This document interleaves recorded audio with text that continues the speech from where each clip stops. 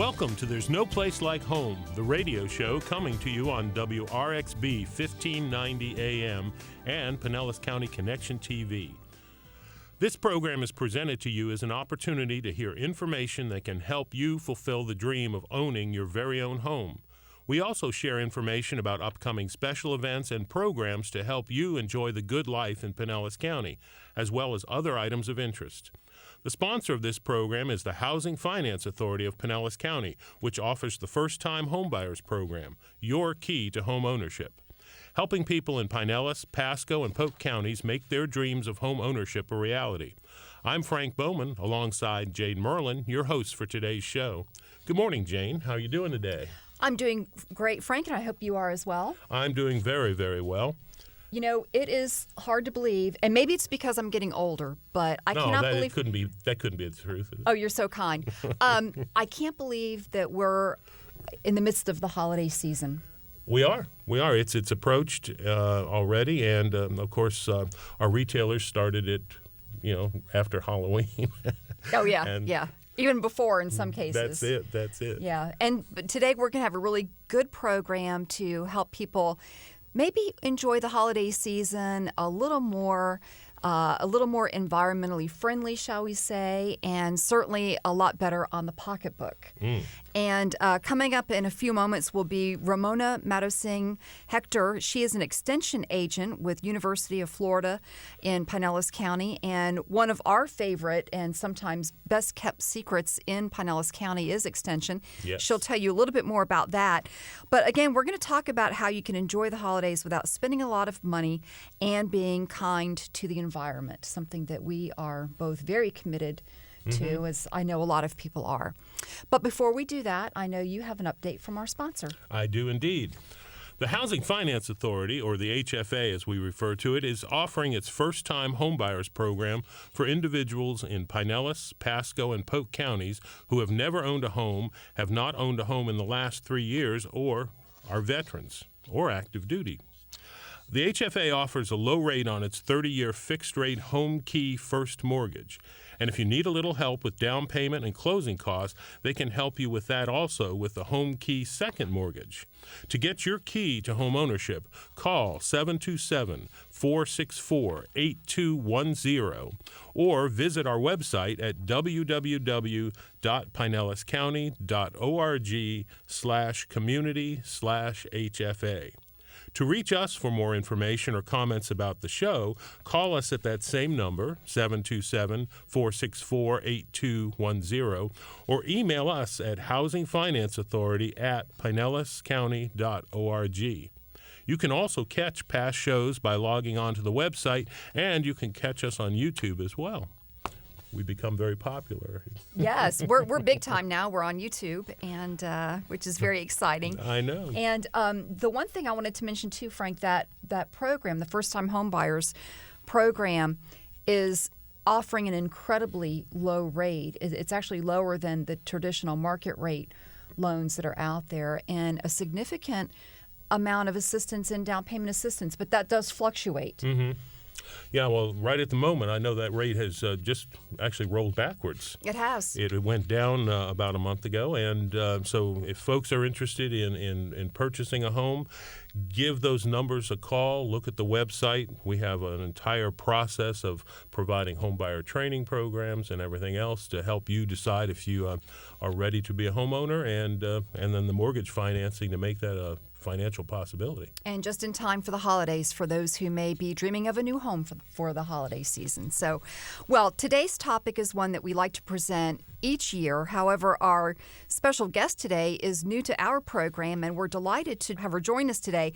Ramona Matosing Hector is an extension agent with University of Florida's Extension Service in Pinellas County, and she specializes in urban sustainability, which is a very interesting career, and I know she's going to tell us a little bit more about that.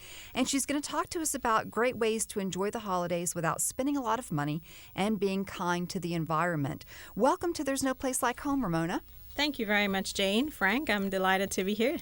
Good to have you. Now, we want to talk about how to have an enjoyable holiday season, and we know that these are going to be helpful tips, not just for this time of the year, but for all all year long, and all kinds of special events that you may want to celebrate, birthdays and all kinds of happy occasions. But we want to start by having you tell us a little bit about County Extension. We mentioned earlier it's kind of the best kept secret in Pinellas County oftentimes, and your role there. Okay. So Pinellas County Extension is a partnership with the University of Florida. We are very fortunate in the state of Florida that we have extension offices in all of our 67 counties, so that definitely helps to make us not be the best kept secret. As an urban sustainability agent, my job is to educate the public about sustainability through some of the programs that I manage, like Sustainable Floridians and the Pinellas Energy Efficiency Project. We cover natural resource conservation issues and examine some of the individual and community behaviors that we all make and choose and that have an impact on the environment. And then as part of that role, I also work with county government to implement more sustainability practices in the workforce. Now, let's talk a little bit about sustainability. What does that actually mean?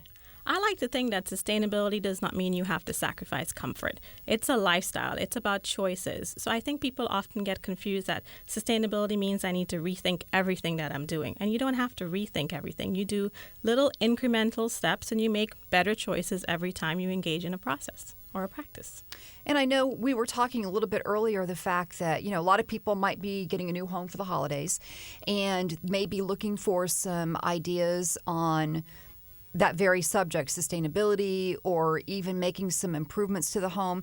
And you're actually going to be at an event in January where people may want to come by and visit you. Indeed. We tend to go out to the Tampa Bay Home Show, which is traditionally held at the Tropicana Field. And that's a 3-day event. It starts on Friday and it runs through Sunday. It's open to the public. It's free to the public. And there are lots of booths and vendors. And there's lots of emphasis on not just the home in terms of energy efficient appliances or devices or bathroom upgrades, but there's also cookware that can help you save energy when you're in the kitchen. So lots of ideas for folks who are looking for new things to try out in their home that are environmentally friendly. And Extension will be having a booth there at the home show. Yes, we traditionally have a booth at the home show in January and in the June-July time period as well. And so if people show up at the home show, they can get the information on all the various things that Extension does and Indeed. provides. Our booth is all about family and consumer, which is farmers markets, recipes, energy efficiency, natural conservation, sustainability, education. So we host all of the programs at the booth so folks get a better sense and appreciation for Extension and the various types of programs and classes that we offer. And speaking from personal experience, I have taken some of the classes at Extension, and they are tremendous. Thank you, Jane. Every one of them I've been to. Yeah. A few months ago, I went to the one on raising chickens. So, and as a result, we decided not to raise chickens. Oh, well, there you go. But but now you've got the knowledge that you could make an informed decision. Well, it's just it looked like it was going to be more labor intensive than we had imagined. We thought it would be wonderful to have fresh eggs and little birds, but we will do that someday. But it's great programming, and always enjoy the classes, and the instructors are outstanding. So. Absolutely. Well, we're talking about the holiday season, and a lot of people are feeling, shall we say, stressful because they're trying to identify the perfect gift for someone. And what tips do you have for somebody who's trying to find a great gift for somebody but doesn't have a lot of money to spend? I think the first thing for us to determine with a gift exchange is the environment in which the gifts are being exchanged. Is it someplace at work? Is it with your family or friends? Because that determines the type of gift you're actually going to get for that person. And then if it's at work, is there a set price limit or a target? And what actually is the message behind the gift-giving exchange at work? With family and friends, it's a little bit different because the relationship tends to be more personal. But in terms of non-traditional gift ideas, I find it better to often give people practical gifts and then going back to our choices of what does a person need versus what does a person want? What can they actually use in their homes or in their personal lives that makes it better, makes it richer, makes it much more complete. So some ideas about gift giving in a practical sense, especially for somebody who probably has it all, would be to adopt a cause in their name, sign them up for membership at a CSA, Community Supported Agriculture or Community Garden, or sign them up for membership in an environmental organization. Lots of environmental organizations are associated with parks and also with the preserves like Weeden Island Preserve and Brooker Creek Preserve. They all do have their friends groups, so you can sign that person up for a membership and get them along that path. And membership has many more benefits, if you would, beyond just the actual, subscription or membership fee. So those are some ideas. Those are some great ideas. Excellent. And, some of the other things that we talked about earlier in terms of gifts between family members, especially involving children, would be ideas for homemade gifts. What are some information you can help us with on that? Sure. One of the things I like to think about with children especially, and depending on their age, this may be appropriate or not, but savings accounts might be a great way to encourage financial conservation and money management skills. If you're a grandparent, especially since we tend to give so many toys, grandparents are very indulgent and they do tend to give away lots of toys. And I speak from personal experience. I see my mother and father going through that. But that would be a great way to set up a college fund, a savings account that has long-term impacts. And then in terms of homemade items, you can repurpose items in your house that might be practical for folks. You can go to local vendors, craft shops, thrift stores, and buy items that, children or even adults will actually be new to them because they've not had it before. It's easy on your savings in terms of your monetary expenses. And it's actually one way to support our local economy and to promote sustainability in terms of gift purchases. And if you work with your children to create some craft gifts, say for their peers or their grandparents or something, that's also a really great family activity. Yeah, I tend to think holiday decorating is really, really ideal for children because it's one way to keep them involved.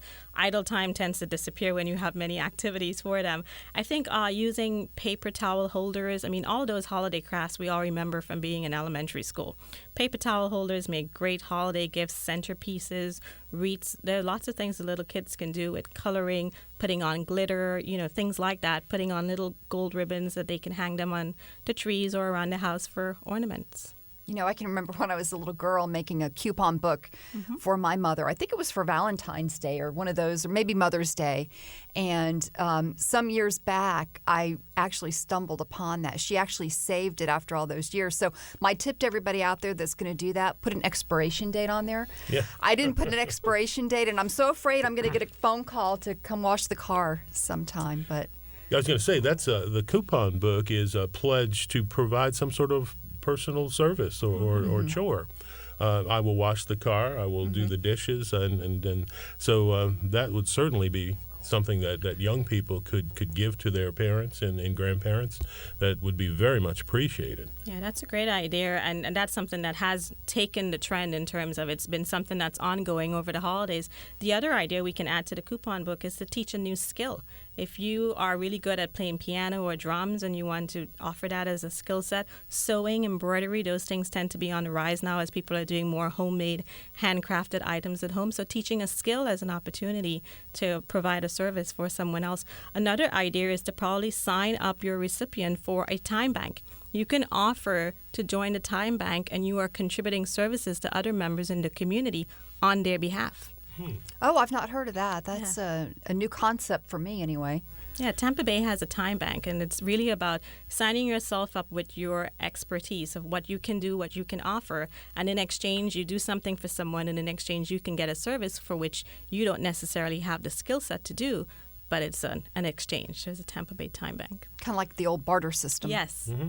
Now, does the Extension office have a way for people to find out about those things? Tampa Bay Time Bank, I think if you simply do a web search, you'll be able to find it. We actually had the speaker over for one of our sessions, but it's something that it's available. That sounds very interesting. Yeah, I was not aware of that. I'd like to look more into that.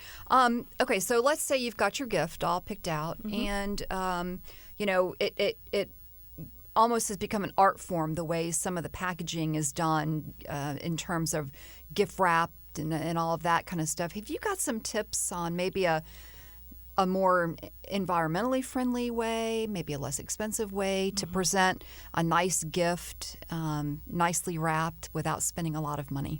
I like fabrics a lot. I really am a big fabric person, reusing old fabrics or pieces or scraps that you have in your home. And fabrics are great because they add texture and they add color to an item that you're going to package. So you can actually wrap your gift in the fabric and use old ribbon or cords. I tend to take the ones off of store bags and I save those and then I reuse them again. Mm-hmm. Or even lining a box if you're going to gift a pair of pajamas or a sweater with fabric, and then putting it on and then just using a ribbon without adding any extra packaging to it. The other thing I do is those store paper bags that you get, or even paper bags from the grocery, you can turn those inside out, wrap your item in it, and then decorate it, personally accent it however you would like to. So it becomes much more personable instead of using the store-bought wrapping paper. And, it's so funny. We all have so many things in our homes. We're a holiday store by ourselves. And I think people forget what they have and they start to go out and they purchase new items to wrap things in. So I think the first thing is to always look at what you have at home that you can reuse, repurpose, redesign, recreate in some new way to make your package really exciting. And using comics. Mm-hmm. Comics are a great way because and greeting cards also make really good ones because you can tape those together depending on the stability of the card, and you can use that to wrap an item. Both benefits is that you reuse something and you get to reread those old greeting cards and old comic strips. So I think that's exciting, especially for a younger audience in terms of young children or tweens. And like, for instance, with the cloth, that can be used and put away and reused for future gifts. It's not something that becomes just disposable and put in the waste stream and using, our resources. Yeah, any opportunity that people find to not use fresh paper wrapping is going to be much more beneficial for the environment. And that wrapping paper is quite expensive. It is, and I've actually stopped buying wrapping paper myself, and just, as you said, some of the paper bags or reusing gift bags that I have received. The comics, I do that very, very often, and people really seem to appreciate that. They find it very nostalgic, for example, when they see the comic as a gift wrapped. But another tip is to use your greeting cards and actually use those to place on some of the craft bags that are out there. That kind of makes it a little unique and special. And it's a great way to not just get rid of the cards that you receive. It kind of gives them a new life. And I know that there's some organizations that actually collect cards for use by kids in different craft events. One other idea, too, is to think about using or reusing items that you received gifts in. The fabric that you received or the bags that you received from someone else can be reused going down the road. And I tend not to write to Jane from Ramona. I leave those tags blank if I'm using a gift card so that that recipient can then reuse that bag again for another gift exchange or a gift program. Now, another thing that I know is very frustrating to a lot of people who are focused on sustainability and saving our environment is product packaging.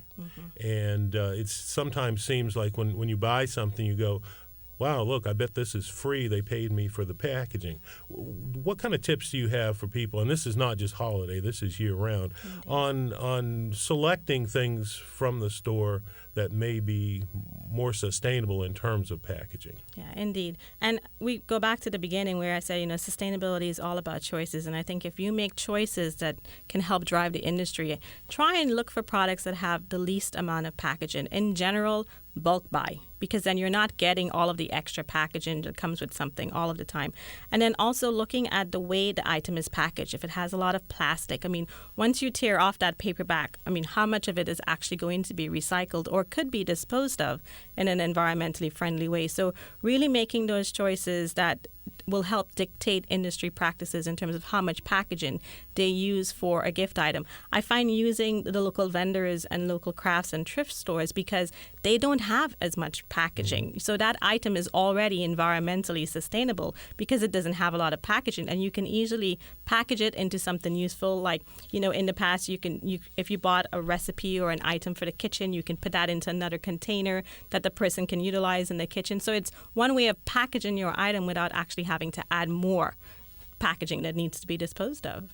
I get real frustrated with a lot of the packaging, and they put everything in plastic, and you've got to have tools to actually open that packaging, it becomes quite frustrating. I wonder if it is helpful as consumers if we contact the manufacturer or that vendor to say, hey, can you look at reducing some of this? I mean, would that be helpful at all? I think that would be helpful, but I think from an industry standpoint, too, they're also looking at shipping, transportation, and handling. So I think we could just look for better ways or other materials, alternative materials that we can package our items in so that they can withstand the rigors of the shipping and the transportation. I think that's probably the key from the industry side. But definitely consumers do drive policy. So if you contact, and many of us do contact folks, you tell them what you're looking for, they respond. I mean, certainly industry wants to respond because they want your business.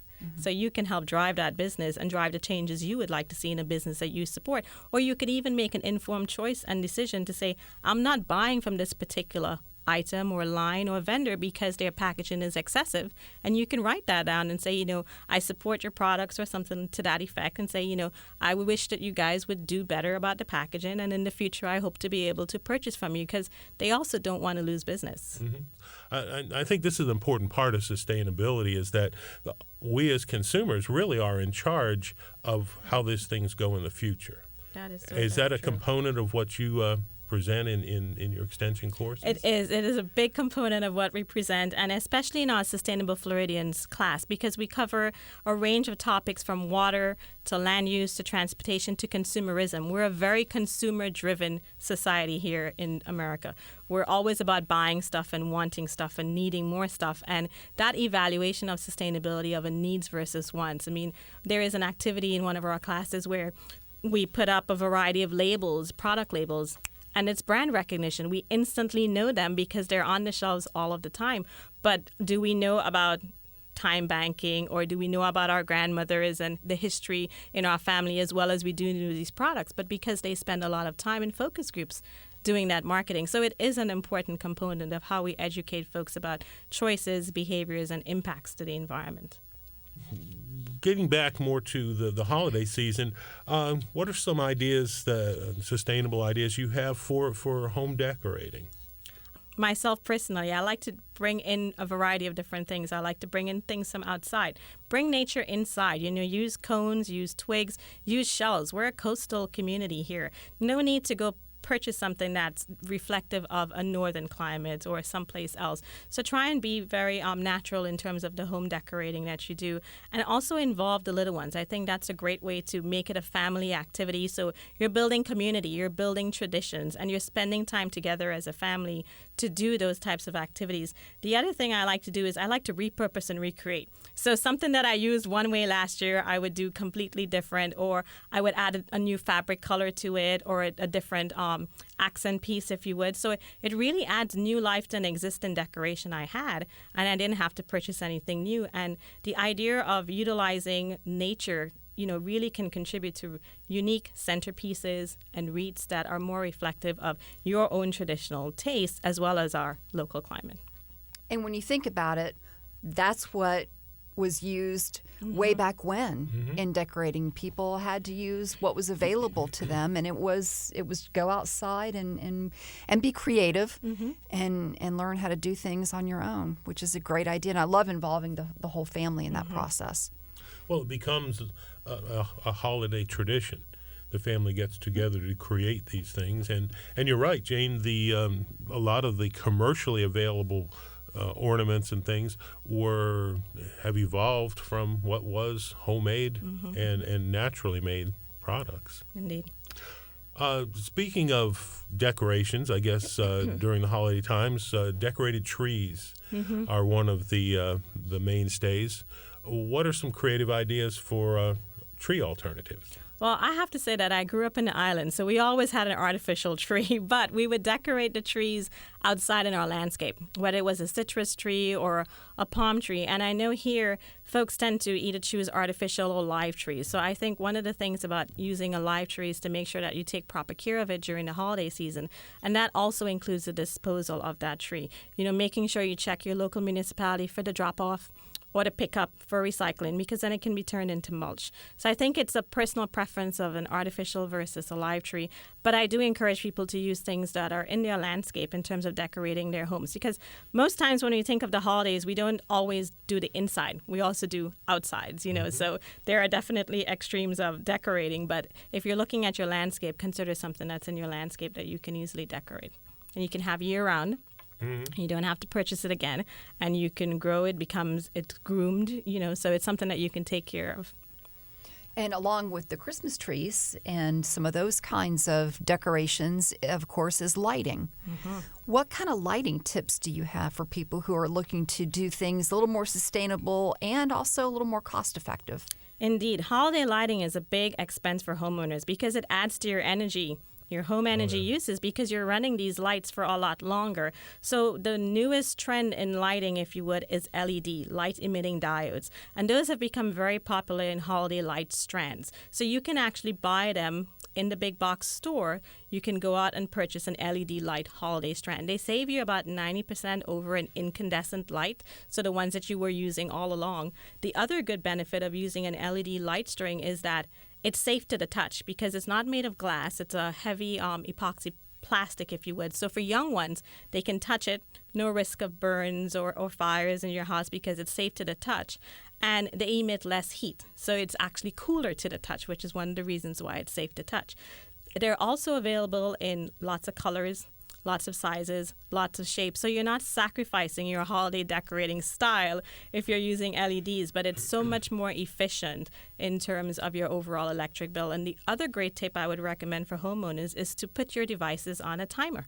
Put your Christmas tree on a timer. If you run it 4 hours or 6 hours, it doesn't need to stay on 2 o'clock to 5 o'clock if you're asleep. I mean, certainly for certain nights you would want it to be extended, but even your outdoor lighting, you can put in a timer to help you save energy over the holiday. For those who are going to be having company, can you give us some helpful tips on reducing the stress that's related with the holidays in general and all the decorating and having people in our homes? I think you need to start early. I'm a planner. I always start early and I think ahead. So I think one of those things is to think about who you're inviting, what your needs going to be in terms of if you're hosting a party. Involve your guests in your activities in the house. You can have a few appetizers ready to go, but you can have them help you with the main meal, if necessary. You can tell guests ahead of time what their roles and responsibilities might be. You can make it an exciting scavenger hunt, if you would. You can find things. So you have activities for folks around the house that can keep them engaged while you're preparing the meal as well. So definitely starting early. And overall, my key would be to simplify. Definitely simplify your holiday celebrations because you can set new traditions and you save yourself so much time and so much stress. And I do recommend the University of Florida Extension Service, Family and Consumer Sciences. There are lots of information on how to reduce stress, not just at the holidays, but overall. For many different situations, we all engage in and embrace stress on a daily basis. So definitely check out our website for information on how to manage stress. And I think that's a perfect opportunity for you to give the website. Our website is www.pinellascountyextension.org. All one word, Pinellas County Extension. And that is a treasure of opportunity and information that, as Jane alluded to, is a best-kept secret. But we're hoping more and more people are paying attention and participating in the extension programs because it used to all be agriculture, and nowadays it's just something out there for everybody. That is so very true. Mine is one of the unique positions in the Florida Extension Service because you don't often find sustainability as a topic, or like Frank said, it's all been ag and natural resources, but they're happy to have me. And we are too. Absolutely. You have brought a whole new perspective to the organization and have been doing some great things since you have arrived. And certainly the tips that you've shared with us today are going to go a long way, not just for the holiday season, but throughout the year. And perhaps we can get you to come back on maybe in the middle of the year and give some more tips. That'd be great. Sure. I'd be happy. Well, I can't believe that we're already out of time, but we certainly want to thank our guest, Ramona Matosing-Hector from Pinellas County Extension. We thank Dan over there, our producer, who's keeping us on track with Pinellas County Communications Department, and of course our friends at WRXB 1590 AM. And we hope that you will join us again next month, and do contact us if you'd like more information about the show or would like to provide us with feedback. I'm Jane Merlin. And I'm Frank Bowman. Thanks for tuning in, and remember, there's no place like home.